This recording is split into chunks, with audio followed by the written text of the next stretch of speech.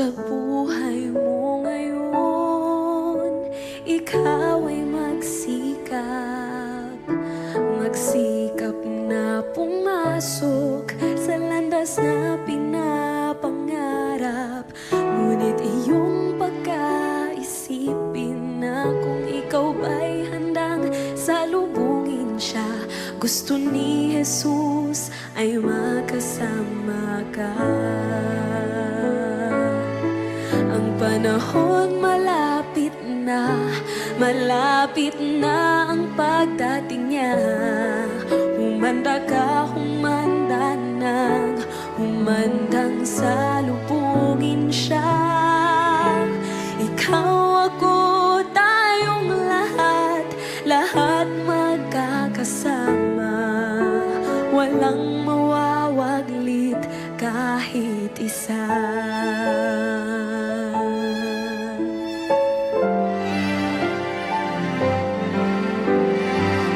Sarap manahan doon sa langit na bayan. Tuwa at kasiyahan ang mapapakinggan. Walang mararanasan na mga kapighatian.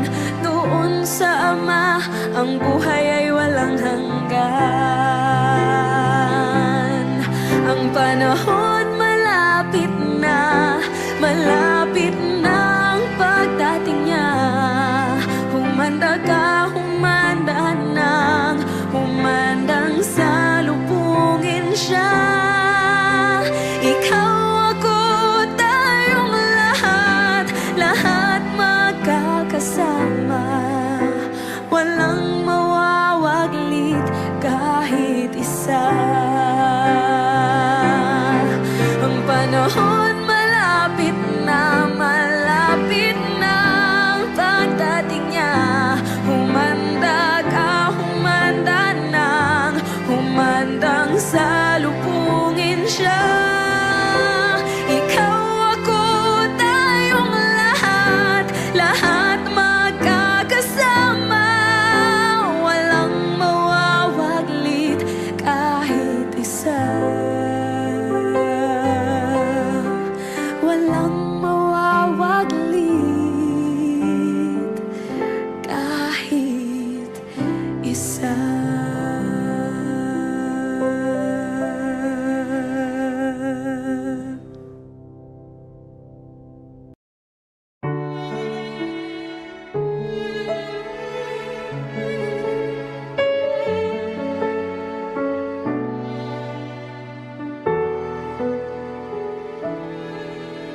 Sa buhay mo ngayon, ikaw ay magsikap na pumasok sa landas na pinapangarap. Ngunit iyong pagkaisipin na kung ikaw ba'y handang salubungin siya. Gusto ni Jesus ay makasama ka. Ang panahon malapit na ang pagdating niya. Humanda ka, humanda nang, humandang salubungin siya. Ikaw, ako, tayong lahat magkakasama. Walang mawawaglit kahit isa.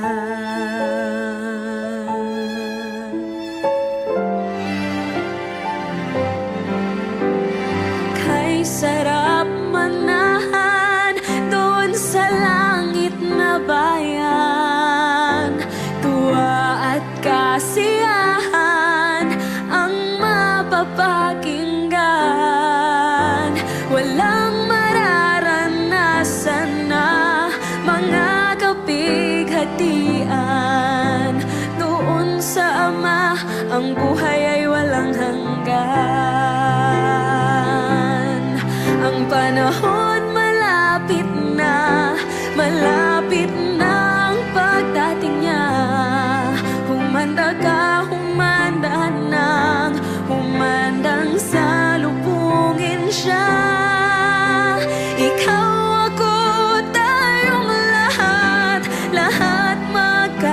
makasama, walang mawawaglit kahit isa. Ang panahon malapit na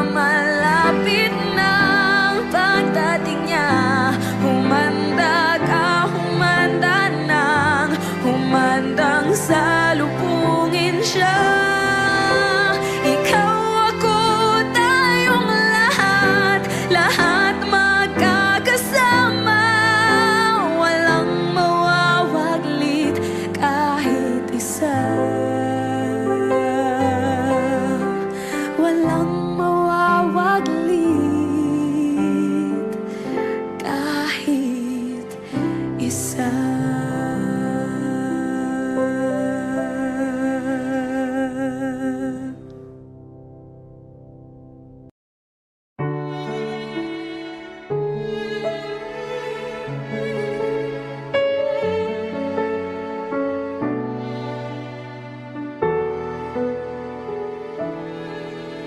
Sa buhay mo ngayon, ikaw ay magsikap.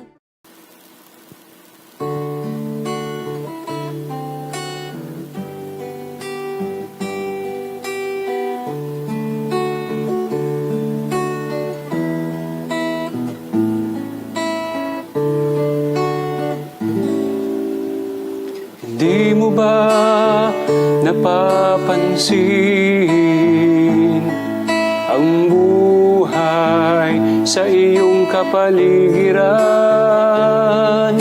Marami nang natutupan, palatandaan mula sa banal na kasulatan. Kailan pa ibibigay ang buhay sa nagbigay? Malapit na dumating, ngunit di alam kung kailan darating. Kaya tayo'y maghanda na upang sa langit tayo ay sama-sama. Hindi mo ba sasabihin sa iyong kapwa at mga minamahal? Halina't ating salubungin si Jesus na nagbigay buhay ay darating. Kailan pa ibibigay ang buhay sa nagbigay? Malapit na dumating, ngunit di alam kung kailan darating. Kaya tayo'y maghanda na upang sa langit tayo ay sama-sama. Kailan pa ibibigay ang buhay sa nagbigay? Malapit na dumating, ngunit di alam kung kailan darating. Kaya tayo'y maghanda na upang sa langit tayo ay sama-sama. Upang sa langit tayo ay sama-sama.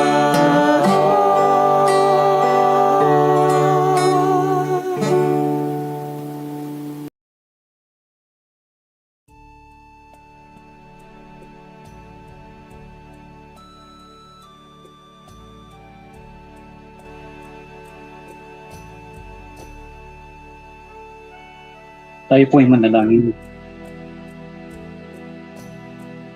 Aming dakilang Diyos, aming tagapagligtas. Ngayon po, Panginoon, sa aming po pag-aaral, kami po ay muli narito upang magsama-sama, mag-aral po ninyo pong pabalita upang kami, Panginoon, ay maging handa sa huling kapanahonan ninyo. Tagalin na ang Lord Diyos upang kami po ay masubong handa at magkaroon po ng halaman mula sa iyo o na dapat namin gawin sa huling kapanahon. Pagalingin po ang karamdaman sa oras ng Panginoon. Ang amin po nakaranas po ng sakit, problema, suliranin sa panalapi, pamilya, relations sa asawa, sa mga anak, trabaho, eskwelahan, Panginoon. At ngayong gabi, nawa ay ibuhos sa amin ng hindi pong banal. Kung yung iuwi, ang yung ulimunan, upang kami po ay merong karunungan sa pag-aral sa gabi ito sa pangalan ng Jesus na aming tagapagligtas.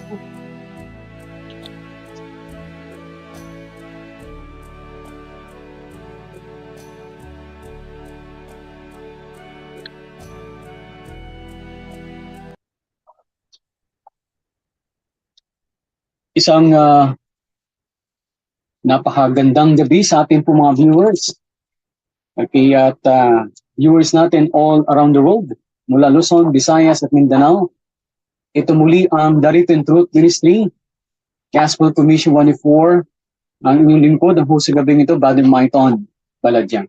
At nagpapasalamat sapagkat tayo muli ay narito upang mag-aral po ng present truth at upang tayo po ay maging handa sa huling kapanahonan nito. At mamaya po, mabati po tayo sapagkat hindi tayo agad nagsimula mga kapatid sapagkat aking may bahay po ay merong karamdaman at ako muna po nag-isakaso ng aming pong gawain bahay. Kaya po ay medyo huli po ang lingkod sa gabing ito. Bagamat ay hindi po yun maging hadlang na tayo po hindi magkikita sa gabing ito. Sapagkat ang bawat oras, bawat araw na hindi natin po may pahayag mga bagay ito ay malaking pong kulang sa atin. At ako po ay hindi mapakali na hindi natin po ito ang napag-aralan, magbigay po ng bilang pabalita sa ating po mga mahal sa buhay, sa ating mga kaibigan na nagtitiwala po sa programa nito. At yun din po sa naghihintay sa muling nalapit na pagdating ng ating Panginoon. Okay, at maraming salamat po sa inyong pag-tune in mga kapatid. At ito po ay very timely ang ating pong pag-aaral. At i-explain po natin bakit nangyari po sa inyo po mga Facebook, sa inyo pong mga messengers, sa ating pong group chat, mga bagay nito na minsan hindi natin may paliwanag. And we will explain it ngayong gabi sa ating pag-aaral kung bakit nangyayari mga bagay yan. Sapagkat ito po ay ipinakita sa atin na maging okay po at mabagsak po ating signal mga kapatid ko. Okay, nawa po ang ating YouTube po ay hindi mawala. Okay, at po, praise God at hindi po nawala po ang ating YouTube. Connected pa rin po. Okay, at talagang susubok tayo po ng panahon. At ng pagkakataon nangyari po mga bagay nito. Okay, at ayan po, umukay po ating signal. Praise God. Okay, at tayo po ay mag-share na po ng ating slides ng ating pag-aralan sa gabing ito. Okay, at natin pong ilabas sa ating screen.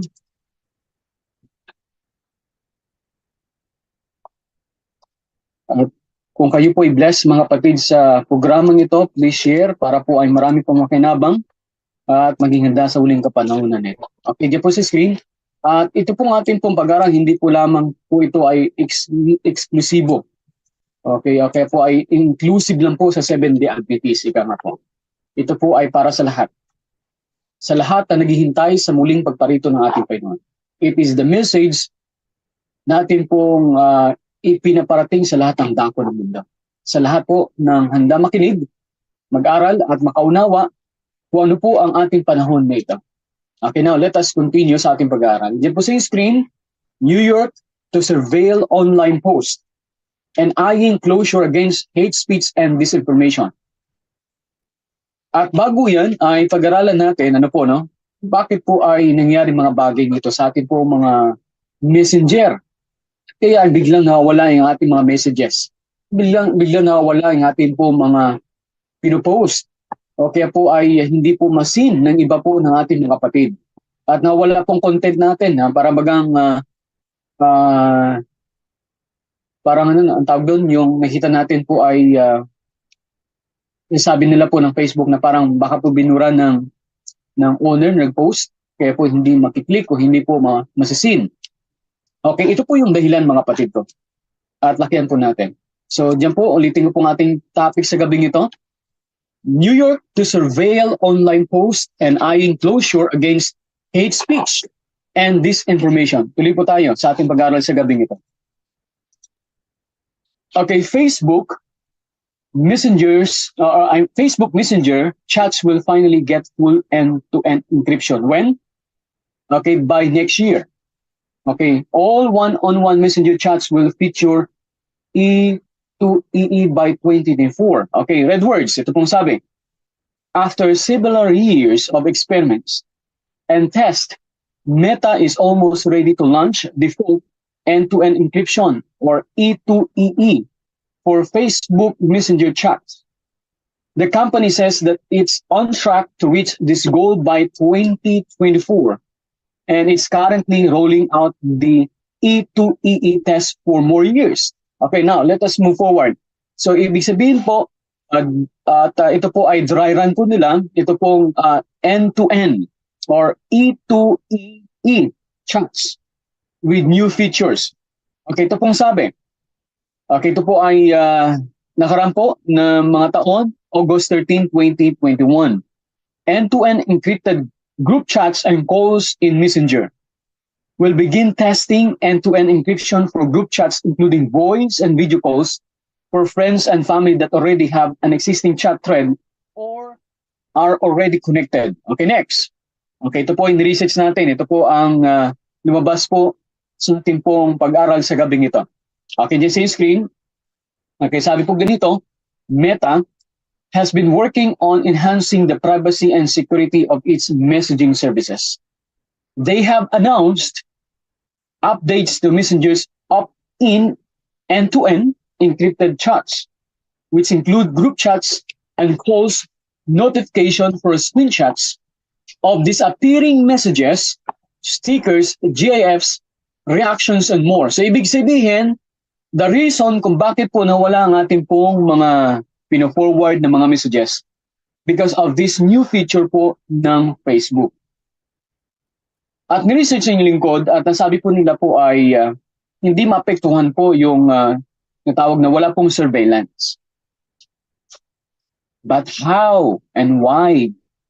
Kapag tayo po ay nag-present po ng written truth at mga present truth, nawawala po ang ating pong mga ni-share.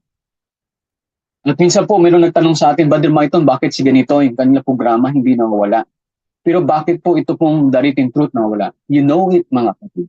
The reason kung bakit po nadi-disappear. Iyan po ang dahilan sapagkat they have this new app or natawag po natin new services in our group chats. Kaya po minsan po naranasan yung lingkod na tayo po ay nag-share. Yun po ay matindi po yung topic na yun. Talagang ika nga po ay medyo nakaiba yung title. Nung ni-share po natin sa ating po mismong group chat sa The Written Truth Ministry, wala po, hindi po namin makita. So ni-check ko po, ay wala talaga. So ni-check ni Buddy Noel, wala din talaga. Sabi ko, ibig sabihin hindi lang ako nakaranas, pati ikaw. So they have now they can use AI to remove share messages na hindi po akma sa kanila pong system. At niresearch natin kung ito po pwedeng gamitin sa hate speech or disinformation, sabi hindi. But why and how nangyayari po mga bagay ito? And especially po sa ating mga ni-share na mas nila na bagay na wala po.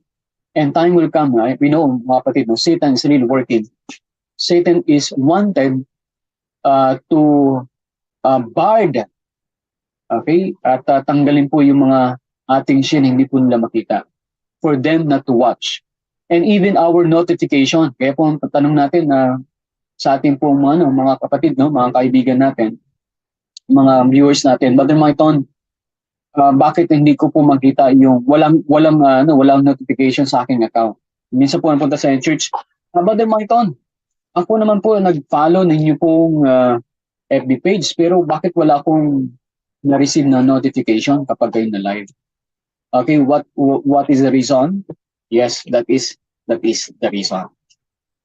Kaya po no, sa gabing ito na nais natin pong ipaalam sa bantayin po natin no, ang ating pong program. What I mean is silipin natin minsan po yung ating program. And we will actually hindi natin alam kung hanggang kailan po they will allow us to share something because time will come.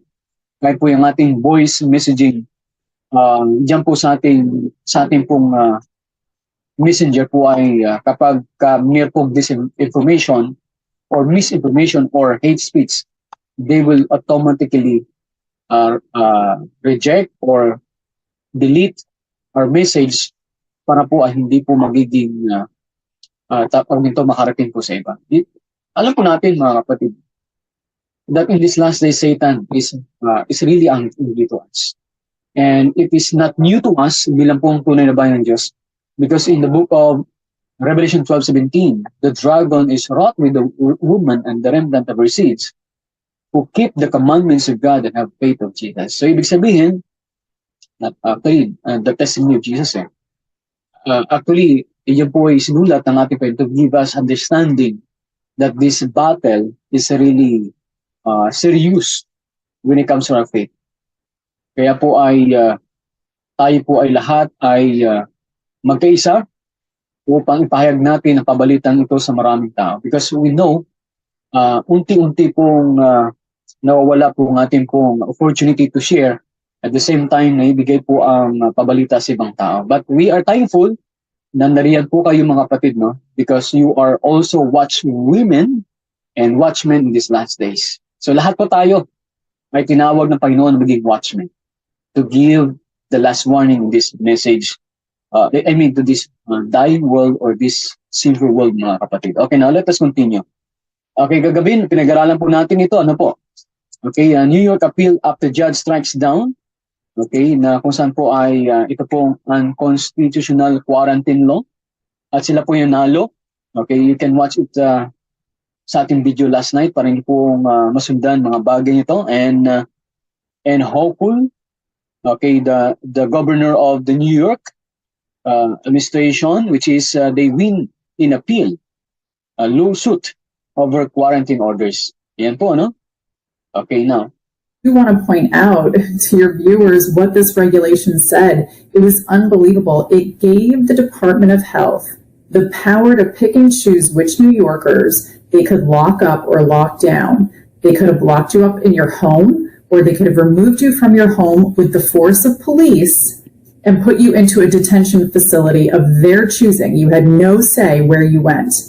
And they could have held you there or locked you in your house for days, for weeks, for months. There was no time restriction in that regulation.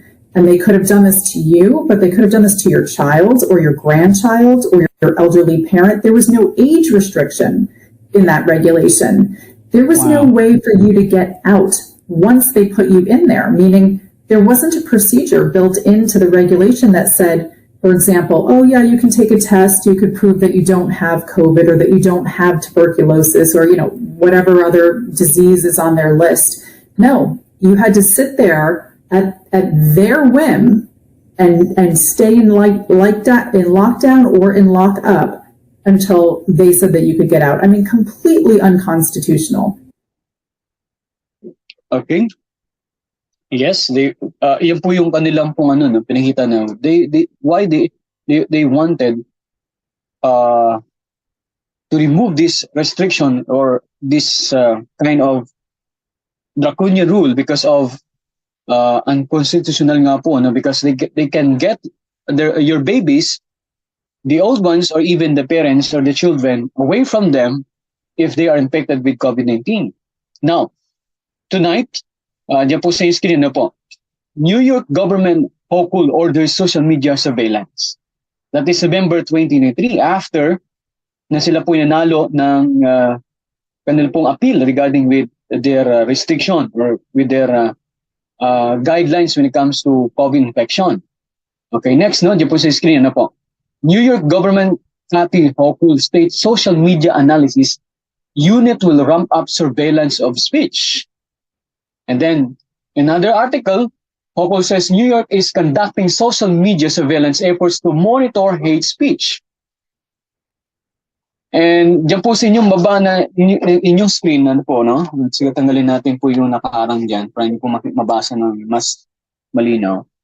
Democratic New York Governor Kathy Hochul said Monday that the state is very focused on collecting data from social media platforms as part of an effort to counter online negativity and hate speech. So time will come, ito pintangita sa atin Panginoon, that is the example nangyari po sa may New York will also happen to us. Actually po, ito po nangyari na po during the time of pandemic.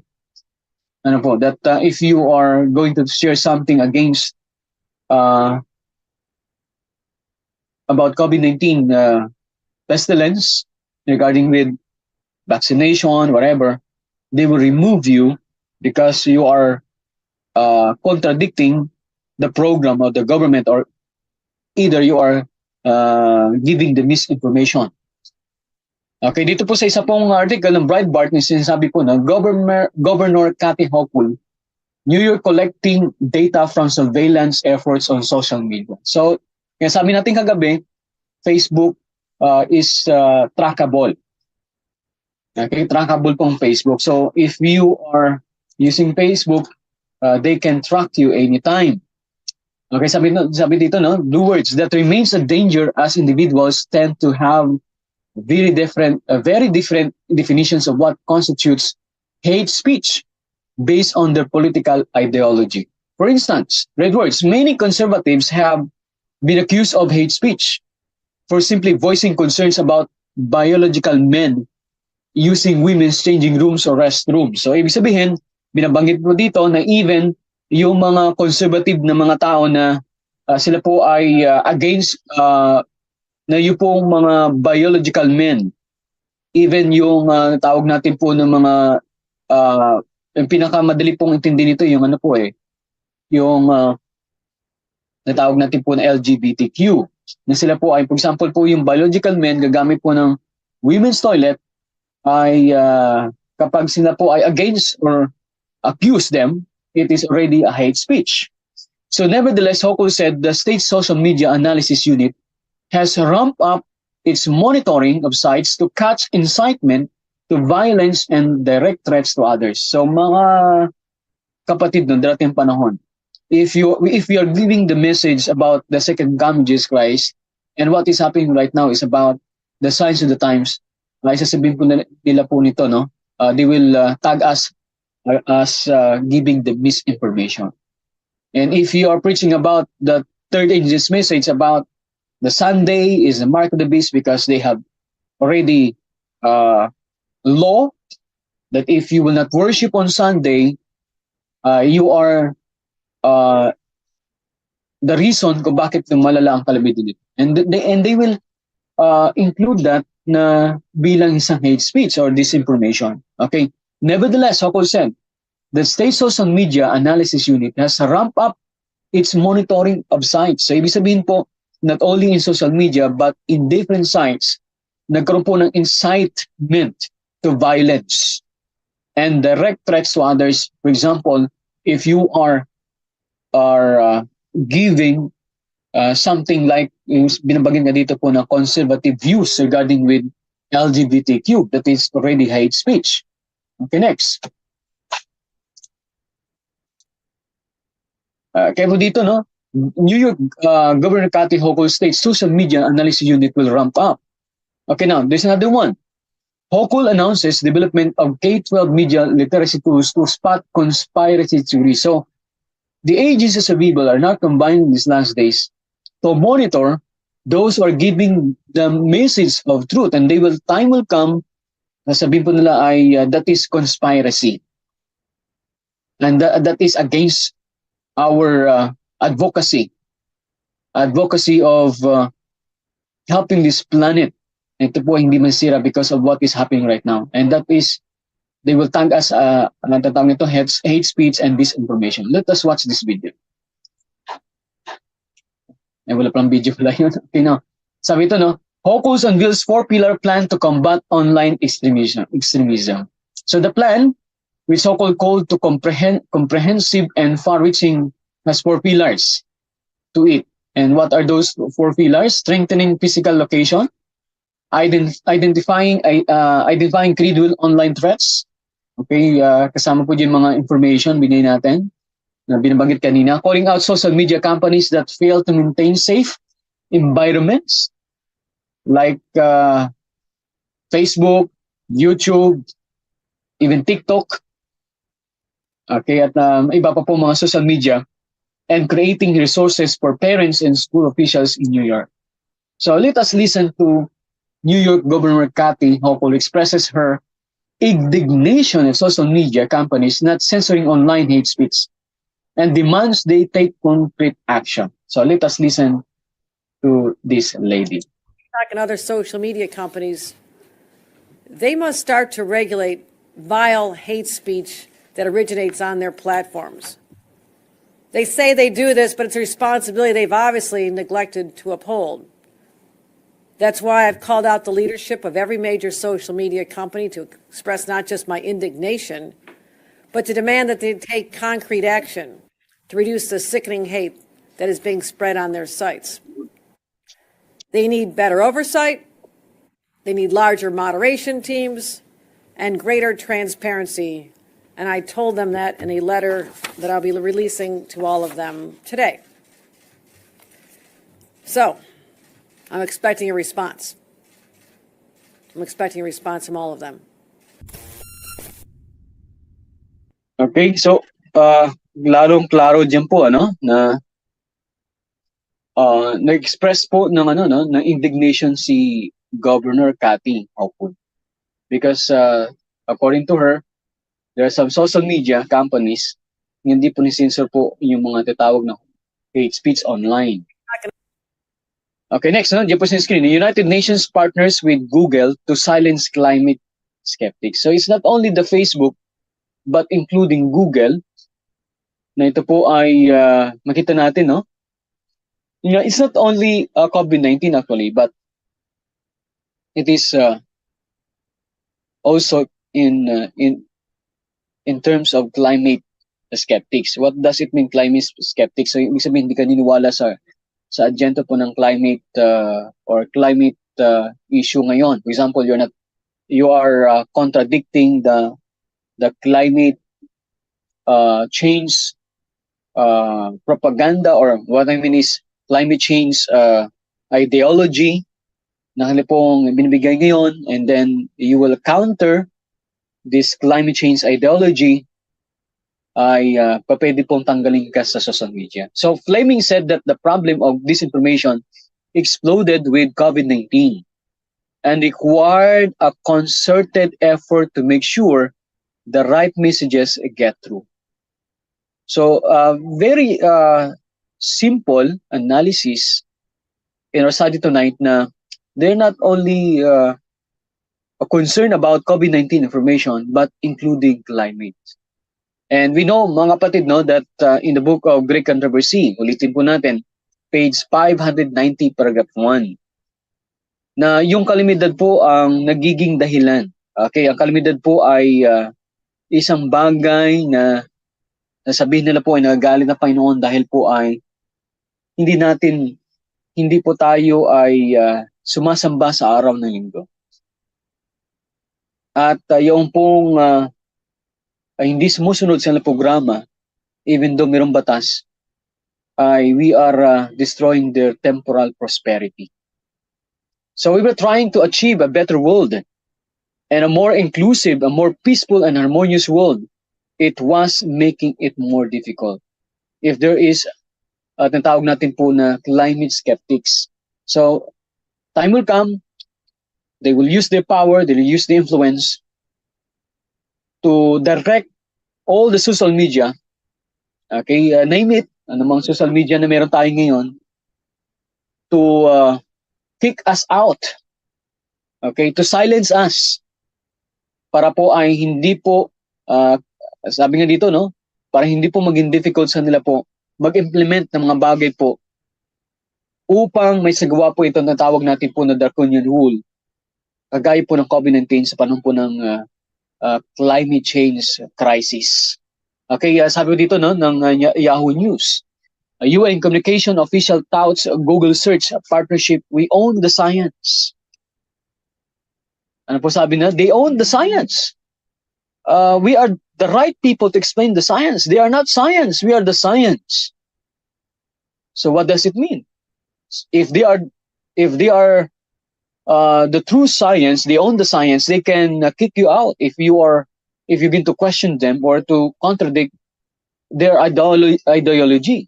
So the United Nations Under Secretary General for Global Communications said last week, okay, yun po ay October 4, 2022, that the UN has partnered with several big tech companies to combat disinformation on COVID-19 and climate change.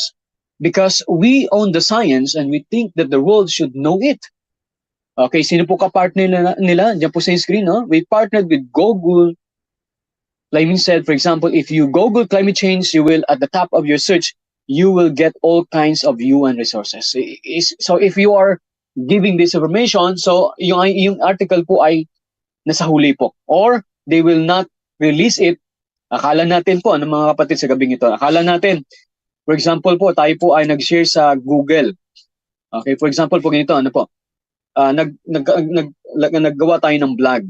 Or we created an article or website about the second trend this message. Ano pong gagawin ng Google? Okay, ilalagay ka sa dulo or hindi nila pakita po sa search engine. And somehow, natin po nalagay sa site, akala natin okay, but then, hindi po nila ma-access because ang rate po para po ma-access ay kailangan po ay ilagay sa top list ng search engine. So, yan po ibig sabihin. So, in order for them na hindi po marangan kanilang pong ideology, they will do something na ito po ay hindi po makita ng ibang tao. So, mga kapatid sa gabing ito, no, if you believe, kaya po ating ginagawa ngayon, no, we fast track this message na ito po ay may parating sa lahat, hanggat maaari po lahat ng tao, that they will know na ating pong panahon po ay umiiksi.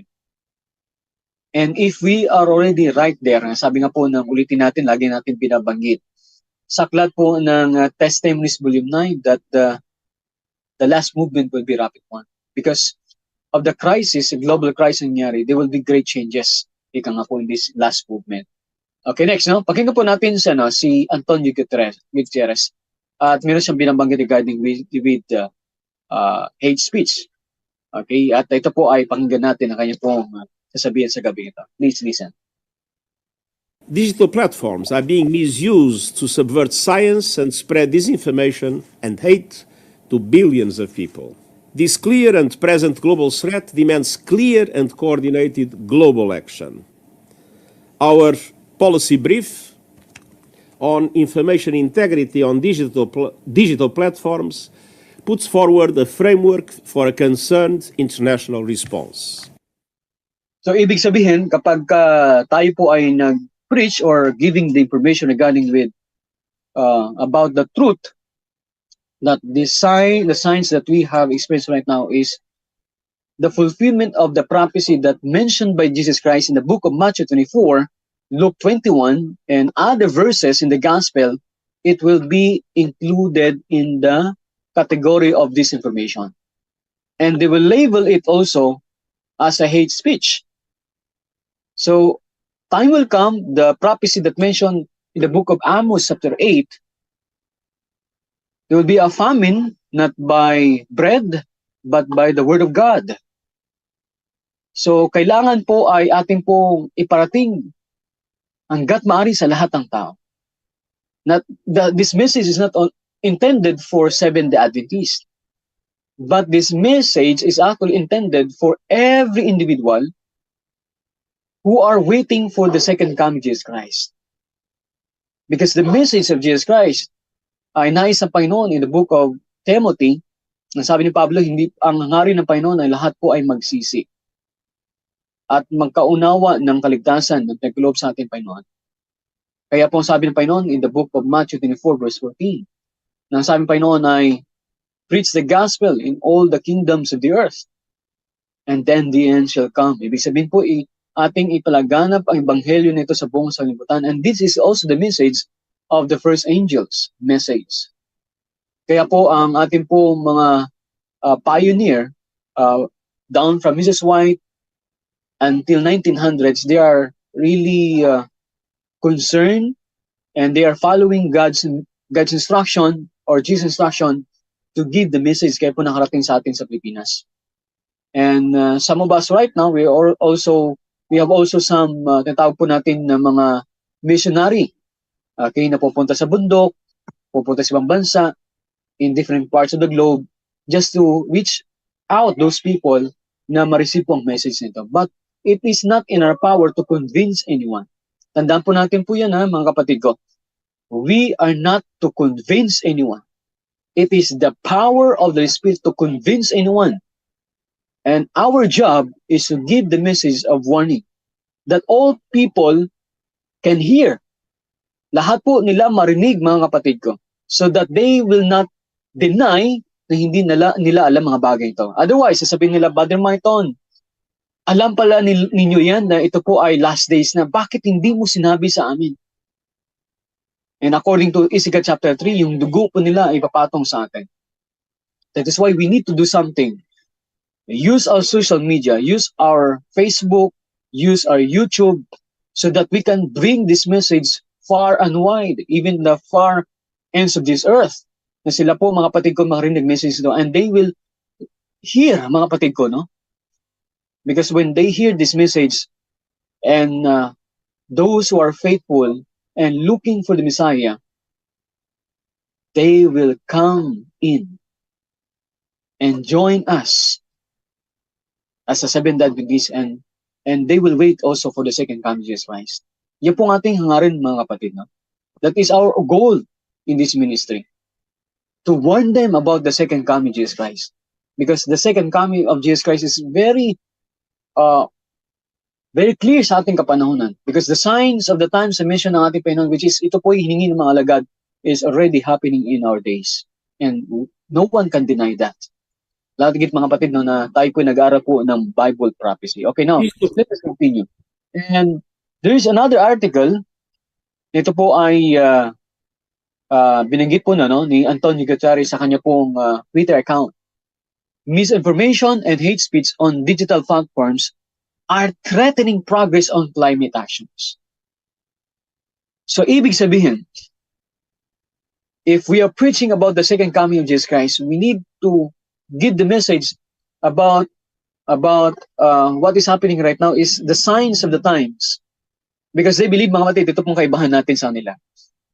Okay? Ang kaibahan po ng Seventh-day Adventist at ang mga tao sa mundo nito, majority of them, they can still, reset this world. Kaya po sabi po ni Klaus Schwab ng WEF, ng World Economic Forum, the Great Reset. Kasi po, ang isip nila, they can